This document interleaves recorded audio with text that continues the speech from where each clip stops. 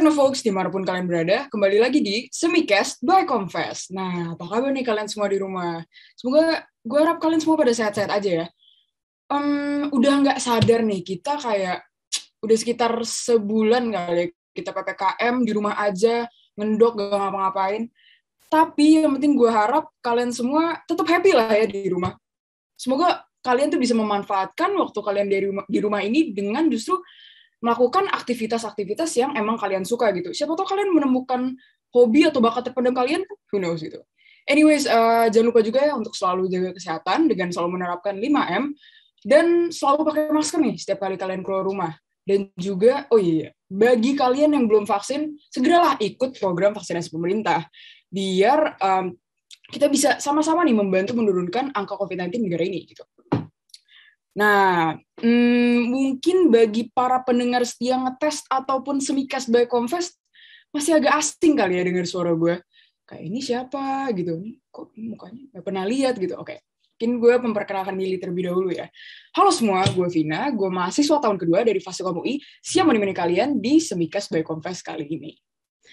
Nah, oke, tadi gue ngomongin gue masih mahasiswa tahun kedua. Oke, gue masih bisa dibilang kayak maba lah ya hitungannya. Dan sebenarnya gue jujur, gue mau curhat sedikit boleh ya. Kayak, jadi tuh gue lately suka ada beberapa, gue suka ngerasa galau gitu. Kayak, bingung banget nih, mau ngambil career path apa gitu. Gue tuh malam-malam suka mikir, bingung kayak, walaupun gue masih muda ya, tapi gue juga agak bingung nih sebenarnya kayak gini. Kayak, kira-kira, yang paling deket deh, gue tuh suka mikir, kira-kira tahun depan gue mau ngambil intern apa ya? Kira-kira, kayak career path gue tuh apa, tujuan hidup gue tuh apa gitu, dan those thoughts constantly running around my mind aja, dan sometimes itu agak ngebuat gue sangat keganggu ya untuk menjalani hari gue gitu, kayak gue nggak bisa move forward gitu kalau kayak gitu. Dan tapi gue yakin gue nggak sendirian sih mikir kayak gini, kayak teman-teman gue juga ada beberapa yang suka curhat ke gue, juga mempunyai kayak problem yang hampir sama lah gitu, dan gue yakin kalian para Technofolks juga suka nih galau tentang pilihan karir atau tujuan hidup kalian ke depannya bakal gimana. Nah, oleh karena itu, Confess, seperti biasa, akan selalu berbaik hati kepada kalian semua, karena hari ini kita sama-sama akan menyelesaikan, kayak membantu menjawab kegalauan kalian atau kegalauan kita bersama ini. Gitu. Here we have it, a very special someone, the author of Visionary Life and also the founder of Islamic Ikigai, a Syariah Finance Professional, ada Kak Jody Adhika Prana Sarjono. Halo Kak Jody, apa kabar Kak? Halo Vina, Alhamdulillah baik nih. Vina apa kabar nih? Alhamdulillah baik, Alhamdulillah sehat. Oke, jadi guys, kita sekarang udah kedatangan a very special someone ya, ada Kak Jody di sini. Dan bagi para Technofolks yang belum tahu kali ya, Kak Jody ini merupakan penulis dari buku Visionary Life, benar kan ya Kak?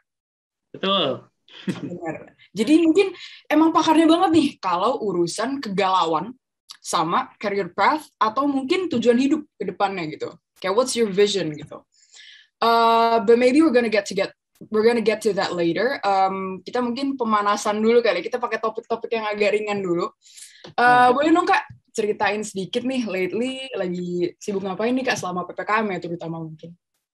Oke, boleh Vina. Jadi sekarang nih gue lo aja ya, kayaknya Technofolks nih orangnya gaul-gaul ya dari anak Jakarta. Boleh Kak. Jadi sekarang gue kerja di Link Aja ya, sebagai Syariah Lead nih di Link Aja. Jadi Link Aja itu sekarang kita punya satu layanan, sekarang satu-satunya dan pertama yang punya sertifikasi syariah dari DSN MUI gitu ya. Jadi kita lagi bantu untuk inklusi syariah finansial ya di Indonesia yang digital gitu. Nah, terus kita juga banyak ya melakukan hal-hal untuk membantu rakyat-rakyat, apalagi sekarang lagi banyak pandemi ini gitu. Nah, kemudian gue juga banyak ini berkecimpung di Islamic Ikigai ini. Jadi bareng sama komunitas kita lagi bantu nih, kita bikin acara-acara untuk ngebantu. Salah satunya ini juga ya topik-topiknya ya kegalauan kehidupan gitu. Jadi di Islamic Ikigai kita membantu itu, kita bentuknya komunitas gitu ya. Dan tentunya sebagai penulis Visionary Life juga senang nih untuk bisa hadir di sini bareng ketemu sama Vina dan teman-teman. Semoga bisa bermanfaat ya. Itu aja. Oke Kak, berarti tadi berarti selain work full time, Kak Jody juga meluangkan waktu di komunitas Islamic Ikigai ini ya, Kak? Ya, betul. Jadi sebenarnya Islamic Ikigai ini kita muncul ya, di mana ketika ada namanya Ikigai. Kalau Ikigai ini anak-anak zaman sekarang kayaknya seneng banget ya melihat framework Ikigai ini. Jadi Ikigai itu sebenarnya asal katanya itu dari kata kehidupan ya. Gai itu artinya bernilai. Jadi Ikigai itu ekspresi, jadi kayak alasan kita untuk bangun di pagi hari itu apa sebenarnya. Jadi bayangin Vina nih bangun tidur gitu kan. Terus pas bangun itu biasanya kan mungkin orang yang nggak punya purpose of life gitu ya, nggak punya makna hidup, kayaknya aduh males pengen tidur lagi seharian gitu kan, mager-mageran. Nah tapi kalau orang yang udah mengenal ini, itu bisa jadi semangat dan kasih gairah dalam kehidupan gitu. Nah satu hal yang di Ikigai ini kalau kita lihat frameworknya itu sebenarnya ini ada satu yang missing, which menurut kami ini paling penting gitu. Bagaimana dari sisi orang-orang sebagai Muslim ya, itu harus menaruh ada sense of religion ya di situ gitu, di mana kita harus 24 jam hari gimana caranya beribadah. Dari yang tadi namanya Ikigai kita ganti nih, kita adjust jadi Islamic Ikigai gitu. Harapannya sebenarnya teman-teman ketika kita bisa mengejar ya Islamic Ikigai kita, artinya kita jadi tahu nih tentang purpose of life-nya kita, terus kita tahu kelebihannya kita apa, kita juga tahu kita ini punya curiosity di bidang mana. Kalau kita bisa ngumpulin nih semua elemen-elemen dari Islamic Ikigai, ini kita bisa hashtag menang dunia akhirat, kalau begitu gitu. Jadi kita di komunitas ini kita saling membantu satu sama lain. Kita juga udah ada Instagramnya ya. Harapannya bisa memberikan ya manfaat positif ya biar orang-orang itu mengetahui Islamic Ikigai masing-masing, terus bisa kejar itu gitu sampai akhir hayat kurang lebih gitu, biar kita bisa menang dunia akhirat tadi. Gitu sih, Vina kurang lebih. Oke Kak, jadi to wrap it up, berarti Islamic Ikigai itu Ikigai, tapi gimana kita harus tetap balance ya Kak antara dunia dan akhirat ya? Betul banget, betul banget. Oke, jadi kan tadi awal-awal tuh aku udah cerita sedikit ya Kak. Kalau aku pribadi sih suka galau banget nih malam-malam mikirin karir aku ke depannya gimana. Kayak aku harus ngambil apa ke depannya. Nah, kalau dari Kak Juri sendiri, pernah nggak sih Kak, misalnya dulu waktu kuliah gitu, atau mungkin even sampai sekarang, kayak suka ngerasain kegalauan yang serupa gitu Kak? Ya, ini cocok banget ya sebenarnya. Pertanyaan itu juga gue mulai tanya ketika di kuliah gitu ya. Kalau kita biasanya dari dulu ya itu kenapa sih kita akhirnya ngeluarin pertanyaan itu, karena dari dulu itu kita udah ada journey-nya gitu ya. Kita dulu TK ya kan misalnya. TK habis itu setelah TK lulus kita ngapain? SD gitu kan. Terus SD belajar, lulus akhirnya SMP. SMP selesai ke SMA. SMA selesai kuliah gitu kan. Nah, terus akhirnya ketika ini kita udah mulai mature di umur-umur kuliah ini, akhirnya kita mikir, lah ini habis kuliah nih gimana gitu kan. Kan nggak tiba-tiba banyak gitu. Ada orang yang mau lanjut kuliah S2, ada orang yang mau kerja gitu kan, ada yang mau nikah gitu kan. Nah, akhirnya orang-orang di sini akhirnya termasuk gue juga gitu, pas lagi kuliah itu merasakan hal yang sama, ada kegalauan gitu. Ada kegalauan, ini harusnya ngapain sih di kuliahnya, even lebih panjang lagi di hidup ini seharusnya ngapain gitu kan. Nah, gue nggak usah banyak panjang lebar di berbagai macam teori ya, cuman satu hal yang akhirnya waktu itu gue juga kan merasakan quarter life crisis ya, salah satu bahasanya gitu kan. Ini banyak dilakukan dan ditemukan oleh orang-orang yang misalnya lagi kuliah atau even biasanya kadang bisa bilang ya umur 20-an sampai 25 misalnya quarter life. Nah, itu biasanya merasakan itu kegalauan. Dia tuh bingung, ini hidup mau dibawa kemana gitu, atau even hidup nih kok rasanya gitu-gitu aja gitu kan. Nah, akhirnya waktu itu yang bikin waktu itu gue ada di titik quarter life crisis. Nah, mungkin cerita juga ya tentang dulu pengalamannya gimana sih. Jadi waktu itu sekitar 2013 ya, gue ngerasain quarter life crisis. Kenapa? Karena kurang lebih gue juga sama ya, kayak Vina dan kawan-kawan gitu. Dimana waktu itu gue anak teknik komputer, jadi waktu itu lagi belajar bisnis. Terus bisnis ini yang pertama di bisnis investasi, singkat cerita waktu itu kena tipu, kena tipu, habis itu rugi puluhan juta. Nah, pusing kan lagi kuliah, habis itu lah bisa rugi puluhan juta. Habis itu tahun depannya itu gue juga gimana caranya nih harus balikin kerugian waktu itu gitu. Akhirnya nyobain ada bisnis cabe. Bayangin tiba-tiba jadi bisnis cabe bareng sama teman-teman gitu kan, ngumpulin duit sampai ratusan juta. Nah, terus setelah berapa bulan kita jalan, oh kelihatannya oke-oke aja. Nggak taunya si cabenya itu kena patek namanya. Jadi ada satu virus di cabe yang nggak bisa diselesaikan. Akhirnya rugi lagi ratusan juta. Itu rasanya gimana sih anak kuliah, ya kan? Habis itu lagi susah-susahnya kuliah, waktu itu sekitar tahun kedua, tahun ketiga ya gitu. Habis itu kena rugi segitu banyak gitu. Soalnya dulu tuh mikirnya, gimana caranya gue bisa kaya, gue punya berapa M gitu kan, wajar banget anak-anak zaman sekarang punya mimpi-mimpi kayak gitu. Tapi habis itu tiba-tiba ketabrak tembok ya bahasanya gitu kan. Habis itu gue ngerasain, waduh ini emang hidup gini amat gitu ya, ngejar kekayaan, tapi habis itu kalau udah begini gimana, gue udah gagal banget, udah ada di titik nadir ya, bisa dibilangnya gitu kan. Nah akhirnya gue merasakan quarter life crisis itu gitu, jadi kurang lebih sama gitu. Nah, ternyata setelah itu gue ketemu sama banyak orang gitu ya. Ternyata memang salah satunya adalah kita harus tahu posisi kita di dunia ini kurang lebih ya. Nah, salah satu hal yang bikin akhirnya gue awaken gitu ya, wake up itu adalah akhirnya ketika sebenarnya ya, ketika gue buka Al-Quran gitu. Gue buka Al-Quran, habis itu gue menyadari di Az-Zariyat 56 itu di situ pokoknya ceritain, oh ternyata gue ini hidup itu ya untuk beribadah gitu. Nah itu akhirnya bikin gue tenang sih, jujur ya, bikin gue tenang. Akhirnya nggak takut lagi, nggak sedih lagi, tahu ada yang maha kuasa gitu kan. Nah akhirnya semangat untuk ngejalanin kehidupan. Nah tapi kalau itu dari sisi hidup ya, mungkin dari teman-teman pengen tahu sedikit yang taktikal tuh seperti apa gitu. Nah gue mau share satu konsep ya. Jadi mungkin banyak juga teman-teman di sini itu mikir tentang passion, ya nggak sih? Ya kan kayaknya zaman sekarang tuh, ayo kita kejar passion gitu kan. Kalau kita udah tahu passion, semuanya akan mudah dan lain sebagainya. Jadi gue mau ceritain satu konsep nih tentang passion. Jadi passion ini sebenarnya mulai justru nggak terlalu lama ya, di tahun 1970-an. Jadi waktu itu namanya Richard Bowles gitu ya. Dia bilang gini, cari aktivitas yang kamu sukai gitu kan. Terus cari siapa yang butuh orang kayak lu gitu. Jadi ketika kita udah tahu nih, oh gue suka ini, habis itu ya udah tinggal cari siapa orang yang butuh kita gitu. Nah itu waktu itu fenomenal banget si Richard ini.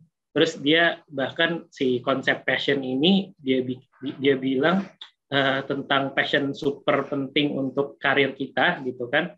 Nah itu yang bisa bikin karir kita itu jadi ideal kurang lebih gitu ya. Semua orang heboh mau ngelakuin si passion itu. Tapi nggak taunya ya, lama-lama riset membuktikan banyaknya kesalahan dari cara pandang ini. Jadi passion itu dulu kalau dilihat Google search gitu ya, wah itu heboh ya kan.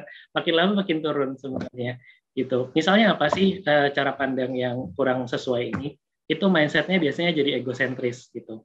Jadi orang yang fokusnya passion duluan, ini orang ini bakal mikirinnya jadi gini, nanti ketika udah di pekerjaan nanti ya, akhirnya salah pandang mindsetnya, apa nih yang bisa pekerjaan ini kasih ke gue gitu. Karena kalau orang yang mikirnya passion itu dia harus merasa gue harus suka apa yang gue lakuin. Kalau susah dikit gitu kan, atau gue nggak suka dikit, dia bakal ngapain? Mundur, cabut, ya nggak sih? Karena ya ini nggak passion gue gitu. Nah makanya itu menjadi kurang sesuai. Padahal kalau di dunia kerja ini, ketika kita dapat tantangan, itu artinya ada kemajuan gitu kan. Nah makanya akhirnya satu konsep yang gue suka itu ada di bukunya So Good They Can't Ignore You, ada di Cal Newport ya. Nah dia bilang apa sebenarnya? Dia bilang solusinya itu kita mesti pakai pahamnya itu craftsman mindset gitu ya. Craftsman mindset artinya apa? Jadi kita tanya nih, value apa sih yang bisa kita berikan kepada perusahaan misalnya, atau value apa yang kalau lagi organisasi ya, value apa yang bisa kita kasih ke organisasi ini gitu kan. Kalau lagi intern ya, value apa yang bisa kita kasih kepada orang yang mempekerjakan kita sebagai intern misalnya gitu kan.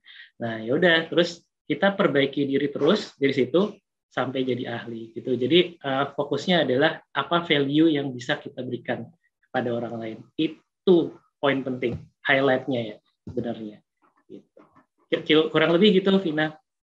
Oke Kak, wah ini udah cukup mencakup banget ya. Tadi aku baru mau nanya kayak bagaimana nih Kak cara kita mengatasi. Tapi ternyata udah terjawab juga ya guys. Oke. Jadi nggak cuman egois kayak apa yang kita suka ya Kak. Berarti kita harus mikirin kayak apakah orang lain itu membutuhkan gitu atau tidak gitu ya Kak, benar? Betul. Jadi memang kita fokusnya itu ketika kita cari nih, aduh, gue perlu nih framework gimana biar kita bisa sukses di karir gitu kan. It's about giving sebenarnya gitu, bukan about receiving gitu kan. Jadi misalnya nih orang teman-teman intern atau nanti kerja gitu kan, itu yang ditanya bukan gaji dulu otomatis ya, tapi sebenarnya apa yang bisa kita kasih ke perusahaan gini gitu. Nanti yang lainnya akan ngikutin gitu, pasti akan ngikutin. Jadi memang gimana caranya kita sebenarnya again ya bisa bermanfaat buat sekitar gitu kan, termasuk ketika kita kerja nanti itu sebenarnya mindset kita mau bermanfaat, mau contribute, mau ada di dalam boat yang sama ya gitu untuk purpose perusahaan, kurang lebih gitu, Vina. Oke Kak, aku juga jadi mikir sih Kak, kalau misalnya kita ada purpose seperti itu, kayak misalnya kita I wanna give back to the people gitu, kayak kita udah punya visi seperti itu, kayaknya kayak semangatnya tuh jadi ngalir gitu nggak sih Kak? Bener nggak sih Kak? Kalau kita punya gitu, ya karena kita pingin ngasih ke orang gitu, kita pingin memberikan impact gitu, bener kan nggak? Bener banget. Jadi kalau kita ngomongin tentang motivasi sebenarnya ya, jadi ada yang bilang ya motivasi itu dari eksternal gitu kan. Kalau kita didorong-dorong, dikasih bahasanya apa, stick and carrot, tahu gak sih? Jadi kalau menang atau bagus terdapat reward, kalau jelek nanti dikasih punishment gitu. Itu nggak berhasil lah gitu. Itu motivasi zaman dulu. Nah, motivasi zaman sekarang itu ternyata memang ketika kita bisa ada atau bisa bigger than ourselves gitu. Jadi maksudnya adalah ketika kita udah punya purpose, itu biasanya motivasinya itu akan jauh lebih sustain, kurang lebih gitu ya. Jadi emang bener banget yang tadi dibilang Vina gitu. Ntar akhirnya jadi ngalir sendiri gitu. Nah, masalahnya nanti kita pasti akan mikir juga, ya ini untuk dapat purpose ini kan panjang ya ceritanya, ya nggak sih? Nggak akan orang tiba-tiba punya purpose gitu. Jadi ya emang kita harus sambil jalan sih. Gitu. Oke Kak, kalau ngomongin soal berarti effort untuk mencapai itu cukup panjang ya Kak. Tapi mungkin kita bisa sharing dulu kali ya Kak. Tadi kan kayaknya Kak Jody sendiri udah istilahnya udah paham banget lah ya sama konsep ikigai atau kayak tujuan hidup ini sendiri gitu. Boleh nggak Kak kayak sharing sedikit nih kira-kira kalau dari Kak Jody sendiri tuh tujuan hidup Kak Jody itu apa Kak? And when did you realize you have found your ikigai gitu? Iya, jadi iya. Oke, Vina. Iya, jadi ini tuh gue nemuin ini sebenarnya pas lagi nulis buku Visionary Life gitu ya. Jadi kalau ngomongin ini tuh akhirnya kita akan ngomongin tujuan hidup pastinya gitu kan. Nah, ini yang waktu gue quarter life crisis itu beneran mikirin ini tujuan hidup tuh harusnya seperti apa sih gitu.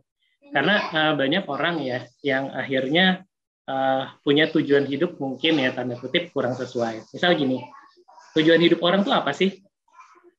Biasanya kita akan pengen dapat kesenangan ya nggak sih, pengen bahagia aja gitu ya kan.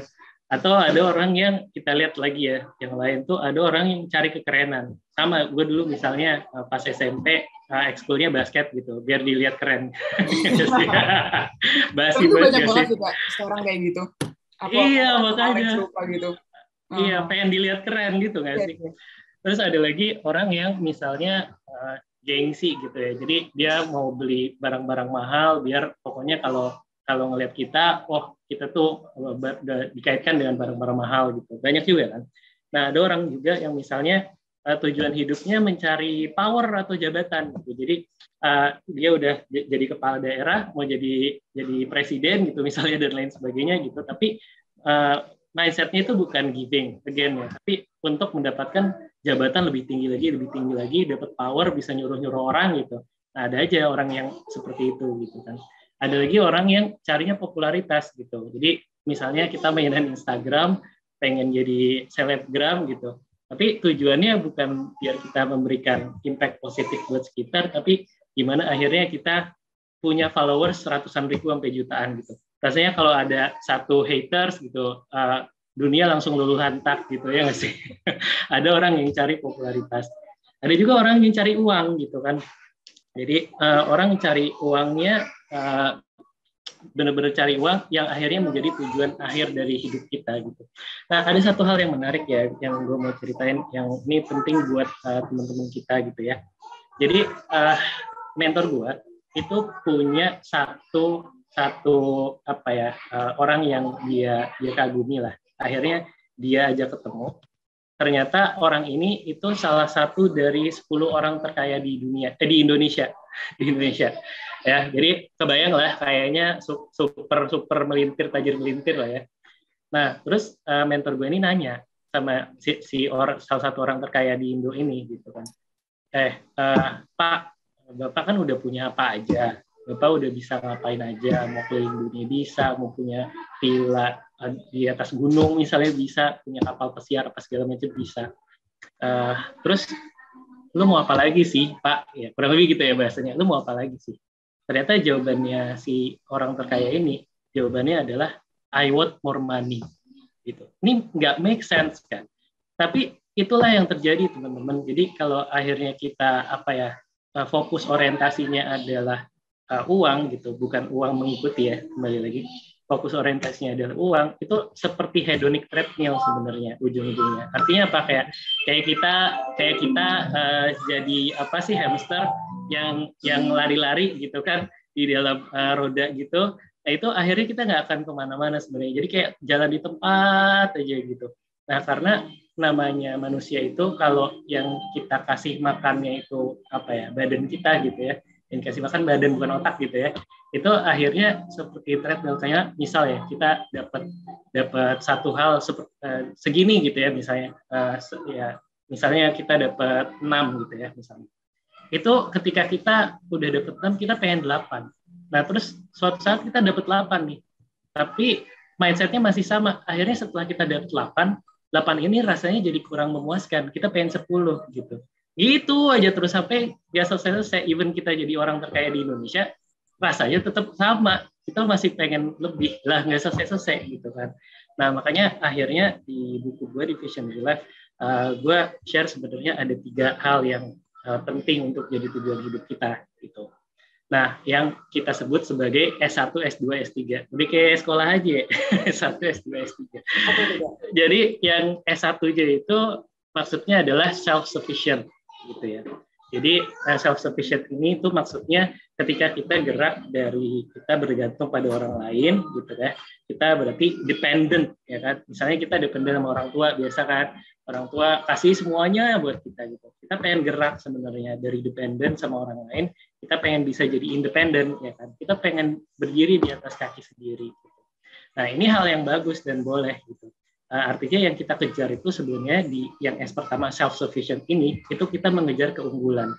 Jadi nggak peduli orang lain bilang apa, yang penting hari ini lebih baik dari hari kemarin ya kan. Besok lebih baik dari hari ini. Udah simple, nggak usah panjang lebar gitu. Jadi kita pengen setiap hari itu jadi pribadi yang lebih unggul lagi. Nah itu yang S yang pertama.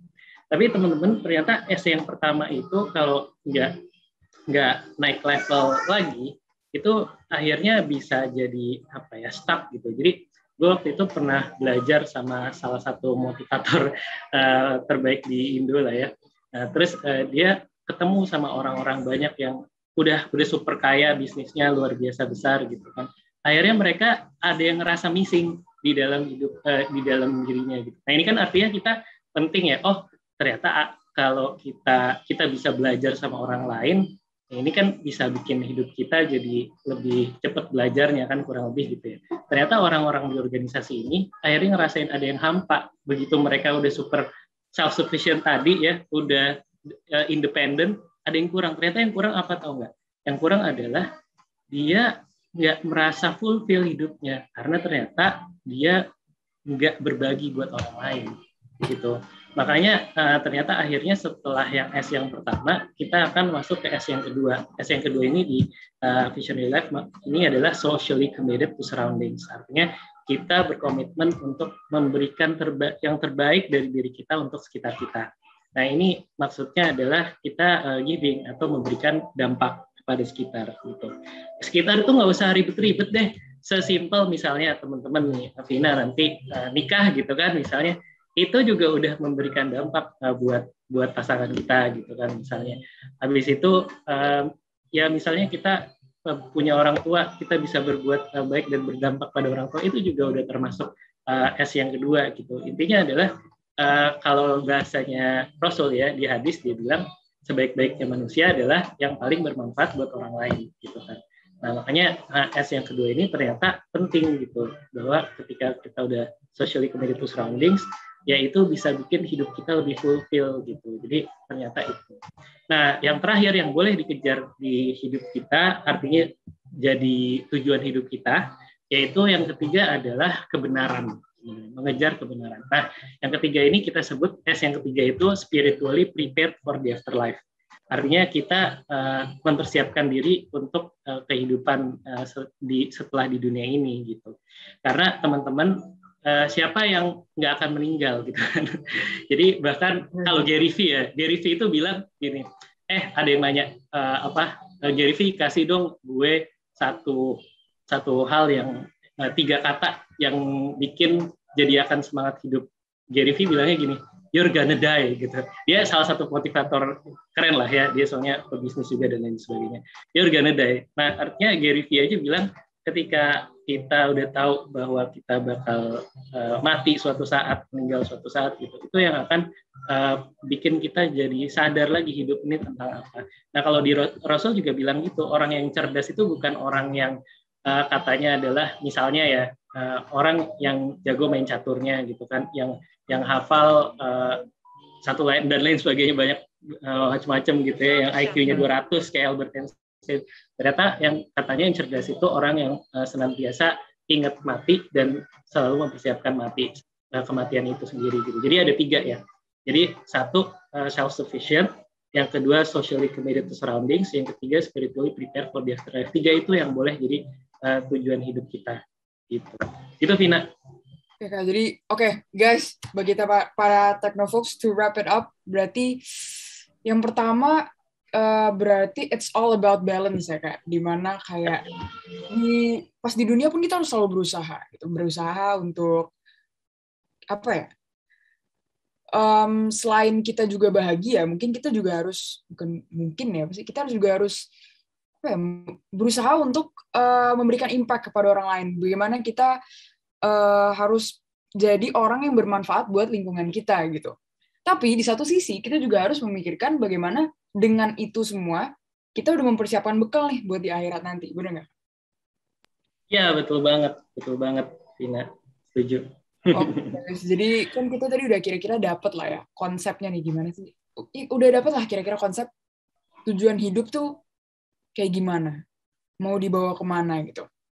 Jadi mungkin kita bisa move on ke topik selanjutnya yang sering juga nih bikin galau, bikin kita, mungkin kalau aku pribadi jadi sedih kayak. Ini soal ekspektasi dan realita. Kalau dari Kak Jody sendiri nih, pernah nggak sih Kak, misal punya ekspektasi terhadap, kita ngomong yang mungkin ada di depan mata aja kali, mungkin soal pekerjaan ya Kak. Kayak misalnya Kak Jody punya ekspektasi, certain expectation terhadap suatu pekerjaan yang emang Kak Jody lagi kejar gitu. Terus ternyata pas udah di posisi tersebut, udah dijalanin, ternyata tuh pekerjaan tersebut tuh jauh banget dari ekspektasi Kak Jody, dan mungkin worst-nya lagi itu tuh beda atau nggak sejalan sama ikigai dari Kak Jody sendiri. Kayak pernah nggak sih Kak kayak gitu? Pernah banget, dan itu wajar banget. Jadi kalau ngomongin ekspektasi ya, sebenarnya ada satu rumus yang penting buat teman-teman semua nih untuk diapalin, diapalin. Jadi yang pertamanya rumusnya gini, happiness itu sebenarnya adalah reality dikurangin dengan expectation. Gitu. Jadi artinya kalau kita ekspektasinya terlalu tinggi, itu akan ya kita tahu dia akan meminus gitu ya, meminus dari happiness itu sendiri gitu. Jadi artinya ekspektasi itu perlu di manage gitu. Ekspektasi itu perlu di manage. Itu satu hal yang mungkin jadi pembahasan pertama kita. Nah, kemudian tentang tadi ya, tentang pernah nggak sih gue punya ekspektasi terhadap suatu hal, atau bahasanya mungkin gini ya, pernah merencanakan suatu hal, habis itu ternyata realitanya ya hidup ini namanya juga hidup gitu ya. Habis itu ya akhirnya ya nggak berhasil lah gitu kan. Nah, itu sangat-sangat sering gitu, sangat-sangat sering gitu. Jadi kita ngomongin karir aja lah ya. Kalau bisnis tadi udah sempat disinggung ya, jadi itu juga banyak banget pengalaman pengalaman pahitnya gitu ya. Nah, di karir ini itu jujur ya, gue juga gonta-ganti karir, tanda kutip ya, gonta-ganti positioning karir cukup banyak gitu. Jadi bahkan banyak ya cerita-cerita di mana waktu dulu gue sampai even udah lulus S2 gitu ya, itu ngerasa nggak siap kerja, bayangin. Itu kan kacau banget. Nah makanya jadi banyaklah hal-hal kayak gitu terjadi gitu kan. Jadi gue tuh dulu pertama kali itu intern di IBM ya kan. Nah, internship di sini gitu kan, terus lumayan belajar banyak lah ya gitu. Abis itu pas lulus itu gue pindah ke Kejora Ventures. Nah, ini Kejora Ventures ini salah satu startup building ya, jadi kayak VC gitu, venture capital. Sebenarnya mau masuk ke Kejora Ventures intinya gara-gara dari awal tuh mau jadi founder startup aja gitu. Namanya hidup ya susah ya. Jadi founder startup tuh susahnya minta ampun gitu kan. Nah, pas lagi Kejora Ventures ini, itu juga ya gue belajar sama banyak founder startup, belajar sama misalnya Andy James selaku dia yang banyak dukung startup founders gitu ya. Nah, itu belajar di sana. Nah, terus habis itu gue S2. Gue S2 di University of Warwick ya, di UK, ambil Innovation and Entrepreneurship gitu kan. Again, kembali lagi karena pengen jadi founder startup. Pokoknya setelah selesai S2 itu, ya mikirnya kayak, wah gue udah lulusan S2, gue bisa nih jago bikin startup gitu. Ternyata susah banget Vin. Kayak, nggak, gue nggak bisa deh gitu. Ya, separah itu. Nah, akhirnya itulah momen-momen di mana gue ngerasa, gila, cuy, gue udah lulus S2. Tapi nggak bisa gitu. Ternyata bikin startup is that hard gitu ya kan. Nah, sampai akhirnya gue juga bingung karena gue lulusan teknik komputer nih gitu kan. Kalau lulus cum laude gitu ya, alhamdulillah cum laude 3,5 tahun gitu, kelihatannya keren gitu kan di atas kertas. Tapi dari sisi programming skills gitu misalnya, kalah jauh lah sama teman-teman yang lain gitu. Even kayak gue coba ngoding gitu, nggak bisa lama gitu, kayak cepet banget capeknya, kayak nggak ada talenta di sana, nggak ada passion di sana. Terus nah itu yang makanya gue bilang, wah kayaknya gue nggak siap nih buat kerja gitu. Nah akhirnya ya waktu itu gue mau coba banting setir, wah ini lagi nyambung, lagi keren nih data scientist gitu kan. Nah akhirnya gue masuk ke IKRA, tapi even di IKRA itu pun bukan sebagai data scientist, tapi sebagai product associate gitu ya. Nah terus belajar data scientist itu sendiri, jadi cari sertifikasi data scientist gitu kan. Nah terus sampai udah dapat juga nih sertifikasi, terus mau coba apply data scientist di mana-mana, tapi asli rasanya gue tuh kok nggak ada engine-nya untuk gerak gitu, untuk ngejalanin diri sebagai data scientist gitu. Walaupun udah punya sertifikasinya, udah kerja di IKRA gitu ya. Nah, makanya akhirnya gue waktu itu baru nemuin nih, wah gila, gue sekali lagi bahkan salah. Waktu itu gue pernah belajar juga jadi Scrum Master. Jadi mungkin teman-teman kalau di Fasilkom pasti tahu ya, ada kalau ngomongin tentang Scrum gitu kan, ada product owner, ada development team, ada satu lagi Scrum Master. Oh, jangan-jangan gue bisa nih jadi Scrum Master, mengingat peluangnya masih besar banget. Gue ambil juga tuh sertifikasi tuh, Vin. Jadi kayak wah semangat banget gue ngambil semuanya. Terus mau coba apply di sana sini sebagai Scrum Master, tapi again gagal lagi gitu, gagal lagi. Nah jadi kayak wah banyak banget ternyata ketika gue udah nge-set up sesuatu itu wah kok bisa ya ternyata nggak sesuai sama diri gue gitu. Ternyata nggak sesuai sama diri gue gitu. Banyak berkali-kali gitu ya, tadi contohnya udah banyak. Sampai akhirnya Kak Jody kayak gimana?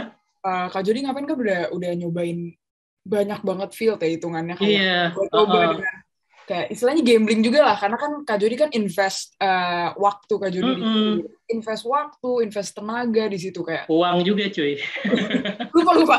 Sorry, lupa yang paling penting mungkin uang. Oh enggak ya. Nah itu kira-kira pas Kak Jody ada di posisi itu rasanya gimana ya Kak? Kayak apa kayak aduh I just wanna give up, atau kayak pas aduh kok ini kok nggak ketemu titik terangnya gitu kayak apa yang Kak Jody lakuin waktu itu? Iya, itu beneran galau, se-stres itu sih. Maksudnya kok bisa ya, dari dulu tuh gue selalu achiever gitu ya, dari SD, SMP, SMA segala macam ya, pokoknya juara kelas lah gitu dan lain sebagainya. Ternyata reality sucks gitu, sorry ya bahasanya. Artinya emang kacau banget gitu. Artinya ketika kita udah lulus dari udah lulus kuliah gitu kan, ternyata kehidupan game-nya di pekerjaan itu benar-benar beda banget sih sama di perkuliahan gitu kan, atau di bidang edukasi gitu ya. Beda banget. Nah, makanya waktu itu start gitu ya, ternyata reality hits me very very hard gitu kan. Terus ya udah waktu itu ya udah kita cari deh gimana sih, ada nggak titik temunya gitu kan. Ternyata salah satu hal lagi yang waktu itu kenapa belum ketemu, karena gue baru nemu ada satu role yang ternyata cocok banget sama gue gitu. Apa tuh? Itu product manager namanya, product management gitu. Nah itu juga baru booming di kita mungkin berapa ya, 2017-an ke atas gitu kali ya gitu ya. Emang baru banget deh role product manager ini ada. Nah ini ternyata cocok buat gue yang punya spesifikasinya orang generalis yang suka nge-create value gitu ya.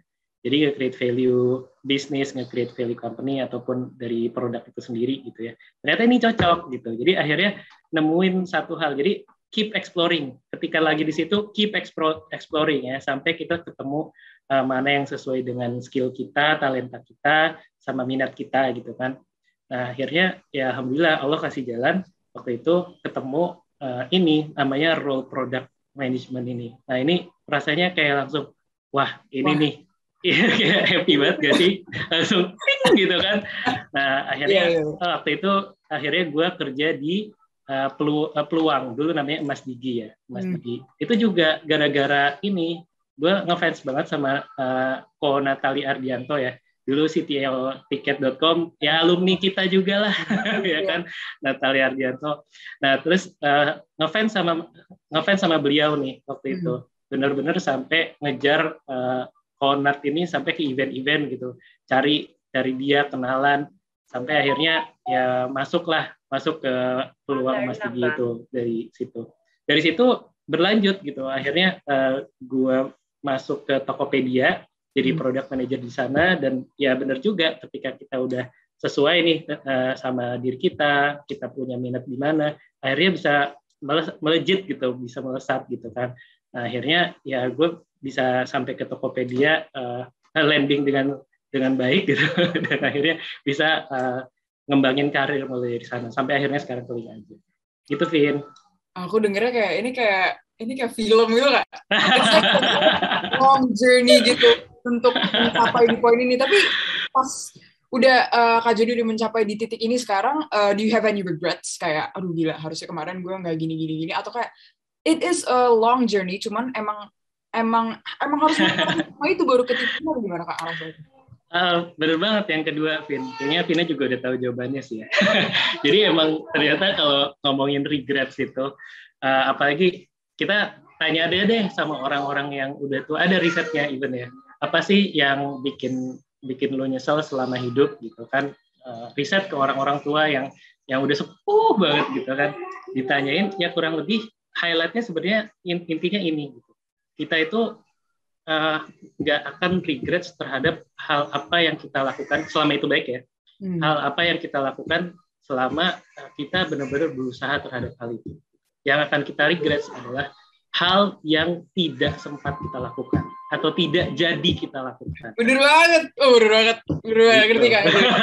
Aku bicara. Kayak aku juga kadang suka mikir gitu Kak, kayak misalnya ada teman aku yang nanya kayak, mending gue coba ini apa enggak ya? Tapi gue nggak bakal terima. Pasti aku selalu bilang kayak, ya lu bakal lebih nyesel, lu bakal lebih sedih kalau lu nggak nyoba gitu. Ya. Bener Kak, jadi itu valid ya Kak? Valid banget. Cocok nih. Oke. Ya, pekan depan Vina yang jadi pembicara. Aduh. Masih kentang banget Kak, maaf, belum sampai sana. Aduh, oke guys. Jadi intinya setiap kali kalian ngelihat peluang atau kalian curious about something, udah coba aja dulu. Masalah keterima atau enggak itu ntar aja ya Kak, bener nggak? Betul banget. Karena akan lebih nyesel kalau nggak coba. Yes, betul banget.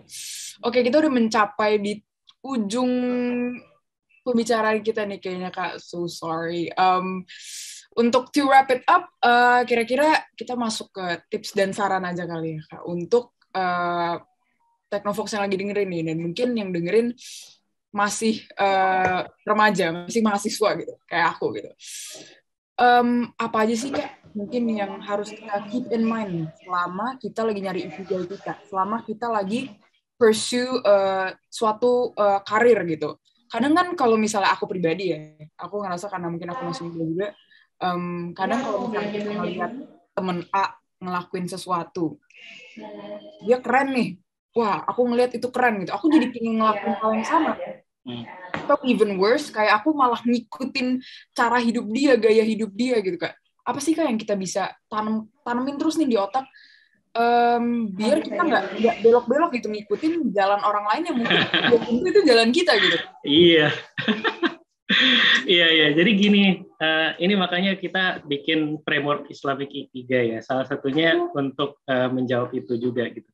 Jadi kita sering ya ngelihat wah orang lain sukses, kita ikutin deh jalannya gitu kan. Nah, not necessarily the answer actually gitu kan. Jadi sebenarnya gini, kita balik lagi aja ke frameworknya. Nah, di framework Islamic Ikigai itu ada 4 lingkaran ya kurang lebih. What you are good at, what you love, what the world needs according to Islam ya, sama what you can be rewarded for. Jadi ada 4 ini yang kita adjust ya dari lingkaran Ikigai. Jadi untuk yang what you are good at, ini sebenarnya kita akan berbicara tentang kita harus utilize our unique talents gitu. Bahwa setiap orang itu punya talenta yang masing-masing dan keunikan masing-masing gitu. Mungkin kalau dulu di zaman industrialisasi ya, itu ya kita diseragamkan semua gitu kan. Kita harus bisa ngerjain ini di industri gitu kan, di pabrik biar bisa nyelesain waktunya, biar bisa nyelesain produk dengan waktu yang cepat dan lain-lain gitu. Tapi sekarang zamannya udah beda gitu. Ini zaman now ini kita harus tahu gimana cara kita main di zaman ini gitu. Yang ternyata adalah sekarang itu kita menjadi generation of choices ya kan. Dimana di depan banyak banget opsi-opsi yang bisa kita ambil gitu. Kita bisa kerja di sini, kita bisa ambil industri expertise di sini dan lain-lain gitu kan. Nah, makanya dari semua keribetan itu, why not kita balik ke diri kita sebenarnya gitu. Jadi ayo kita balik ke diri kita cari nih, kita harus tahu diri kita itu bentuknya seperti apa ya gitu kan. Nah, bahasanya gini, jadi kita itu contoh ya kalau di talent mapping atau tema bakat itu kita bisa taruh ternyata bakat orang itu bisa dikategorikan ke 34 gitu. Ini dari Gallup dari US ya. Jadi ketika kita udah tahu misalnya ya 7 bakat utama kita apa gitu kan. Nah, itu akan lebih mempermudah kita untuk honing our skills di bidang itu. Contoh, ternyata gue itu ya kan punya fokus, punya analytics misalnya, punya ideation, punya futuristik, punya strategi gitu dan lainnya gitu kan. Yang ternyata memang ya ketika gue connecting the dots, kalau kata Steve Jobs kita bisa connecting the dots backward katanya ya. Itu emang sesuai banget sama role sebagai si produk itu gitu. Kan atau yang create value tadi gitu. Jadi ternyata talenta gue ini sangat mendukung terhadap job desk dari ini gitu. Nah ini kan akhirnya gue baru sadar, oh iya makanya ini akhirnya jadi cocok karena gue punya talenta ini. Nah kalau kita nggak tahu tentang diri kita, gimana caranya kita akhirnya bisa nyambungin gitu kan. Nah makanya kita jadi bisa sebenarnya ya cari tahu diri kita, misalnya kita ikut tes psikologi gitu kan. Atau misalnya kita juga bisa cari nih, zaman dulu tuh pas kita kecil tuh kita sukanya apa sih, sampai kita runut deh decision yang kita lakuin di hidup kita ini untuk mengacu sebenarnya strength kita apa, kalau bahasa SWOT gampangnya ya, strength kita apa, weakness kita apa gitu, untuk kita mengenal diri kita. Jadi itu sangat penting ya, mengenal diri kita. Yang kedua di lingkarannya itu adalah what you love gitu kan. What you love itu adalah maksudnya kita harus tahu curiosity kita ada ke arah mana gitu. Jadi ini juga satu hal yang penting karena industri ini sekarang makin banyak ya. Contoh dulu blockchain nggak ada pas kita lahir gitu kan. Sekarang Bitcoin lagi merebak dan lain sebagainya. Nah dulu nggak ada. Nah sekarang berarti kan kita harus melihat hal yang terbaru, tren lagi ada apa dan lain sebagainya. Ini harus sesuai dengan align dengan curiosity kita.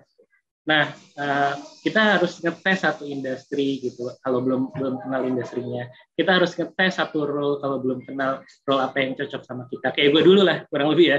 Kalau emang belum tahu gitu kan, ya gue juga gagal. And that's okay gitu. It's fine as long as kita ngelakuin itu. Makanya nggak akan regret nanti. Nah, jadi untuk yang ini lingkaran ini intinya kita harus testing ya. Kita harus experimenting. Jadi kayak apa ya, kita harus fokus lagi gitu. Jadi konsepnya gitu kurang lebih. Intinya kita ketika kita belum tahu, kita exploring. Setelah kita udah exploring, kira-kira ini kita validating. Nah, gitu aja terus exploring lagi, validating dan lain sebagainya. Nah, intinya itu di lingkaran align with your curiosity. Terus dua hal lagi yang nggak kalah penting, yang lingkaran ketiga ini adalah what you can be rewarded for gitu ya. Kalau di lingkaran ketiga ini kan cuma uang aja. Kita tahu ternyata it doesn't work like that gitu di kehidupan kita. Jadi what you can be rewarded for ini intinya sebenarnya kita ingat kembali 3S yang tadi udah sempat gue sebut ya. Self-sufficient, socially committed surrounding, spiritually prepared for the afterlife. Kalau kita ingat 3 ini, jadi insya Allah gini, kalau setiap kita ngelakuin suatu hal gitu ya, kita akan mengingat kembali tujuan akhirnya. Kenapa sih at the first place gue ngelakuin ini? Oh ternyata ya biar kita bisa S1, S2, S3 tadi, kalau bahasa gampangnya biar bisa mandiri, bermanfaat, diridoi gitu ya. Ya as long as nyambung ketiga ini, ya berarti worth it gitu untuk kita lakukan gitu kan. Bahkan bahasanya itu ketika kita gimana sih cara biar kita survive ya, kalau kita ingat Allah terus ya kurang lebih gitu, itu nggak akan ada rasa takut dan nggak akan ada rasa sedih gitu, kata Quran gitu. Nah yang keempat ini what the world needs ya. Nah what the world needs ini intinya kembali lagi ya, kita punya purpose gitu ya. Kita harus punya purpose, seperti apa purpose-nya, dan kita terus exploring mencari kebenaran itu sendiri gitu. Nah jadi kalau kita bisa ngumpulin 4 lingkaran ini, itu akan menjadi pribadi yang paripurna tadi untuk hashtag menang dunia akhirat kurang lebih gitu ya. Jadi itu tipsnya sebenarnya buat teman-teman. Jadi jangan lupa kenali diri sendiri, highlightnya ya, sama jangan lupa untuk keep exploring, baca buku yang banyak, gitu, ikutan kegiatan ini itu untuk mempertajam honing skills kita. Jangan lupa leadership juga penting gitu kan di kehidupan kerjaan nanti gitu. Pokoknya networking juga penting banget. Gue 5 kali, if not 6 kali ya, kerja itu bisa masuk gara-gara punya network gitu. Jadi kurang lebih itulah tipsnya. Oke Kak, wow itu udah nge-summarize everything nggak sih Kak? Iya nggak sih? Ya kan intinya kalau misalnya kita mau, tiap kali kita ngerasa galau tuh, itu inget itu aja. Anyways, betul. Aduh, sayang banget nih Kak. Sayang sekali semua Technofolks.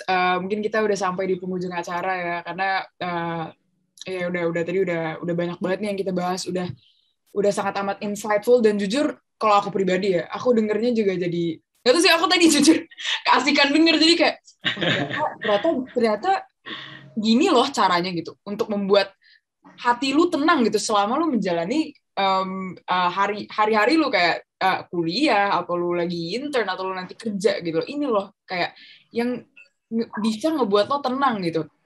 Jadi intinya guys, oke ini gue agak summarize the whole conversation aja ya.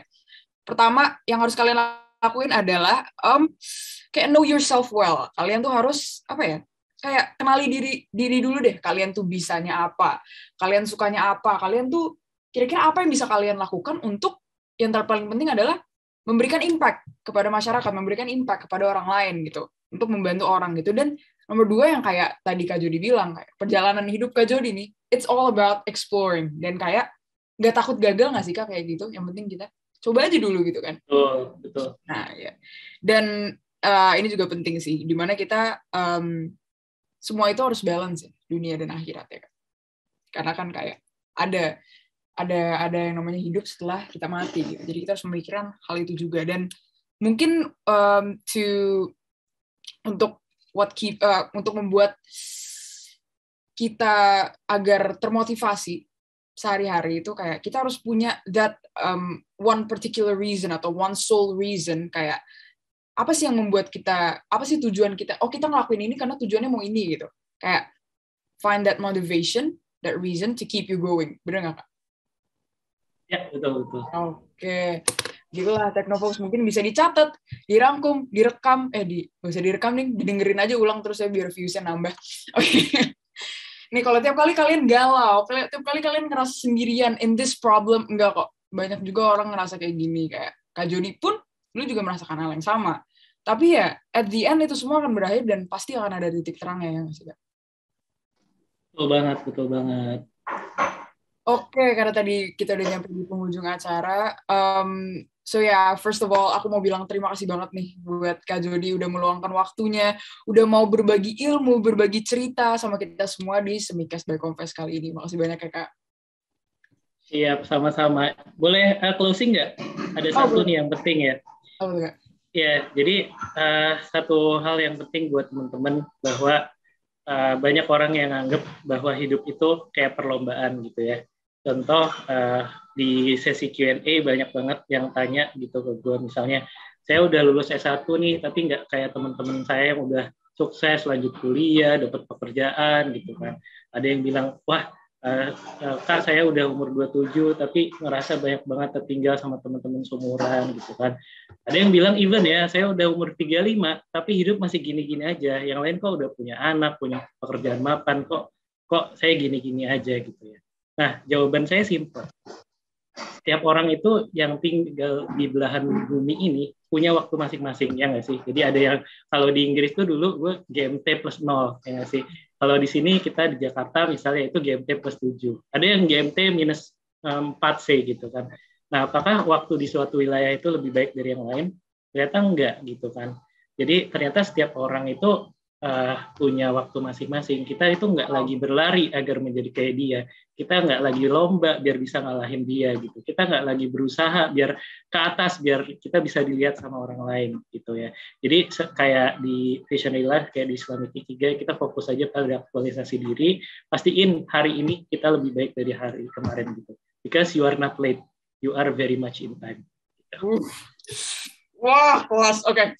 Wah, Kak, aku tuh belum pernah ya denger nasihat kayak semua orang ada timeline-nya. Aku sering mendengarkan itu, tapi nggak pernah ada yang menyampaikan ke aku dengan perumpamaan kayak Kak Jody gitu, di mana ada kayak misalnya di Inggris plus 0, di Jakarta plus 7, misalnya di Kalimantan plus 8, tapi kan ya sama aja nggak ada yang berubah gitu ya Kak. Jadi intinya it's all the same gitu. Wow, oke, sekarang aku udah kayak masuk gitu sih ke otak. Oke, Technofolks dengerin ya semua kalian, itu perumpamaannya pokoknya gitu, GMT itu perumpamaannya. Jadi oke. Ini terlalu keren tuh, agak susah nih mencernanya. Oke. Oke, semoga conversation kita tadi itu bisa inspire dan membantu para technofolks yang memang sedang kebingungan nih di aspek-aspek yang tadi semua udah kita bicarakan gitu. Semoga ini bisa membuat kalian tenang gitu. Nah, tapi kalian gak usah sedih nih, karena Semicast by Confess akan kembali lagi minggu depan dengan topik yang gue yakin gak kalah seru. So stay tuned, make sure to subscribe di YouTube channelnya Confess, terus follow us juga on Spotify, ngetest. Dan yang paling penting nih, untuk follow us on Instagram @confess untuk tahu nih rangkaian-rangkaian acara apa lagi yang bakal ada di Confess minggu-minggu ke depan gitu. Gue jamin kalian gak bakal nyesel nih. Oh, bentar. Lupa. Ini penting juga nih. Untuk, kalau misalnya kalian kan udah denger nih ceritanya Kak Jody nih.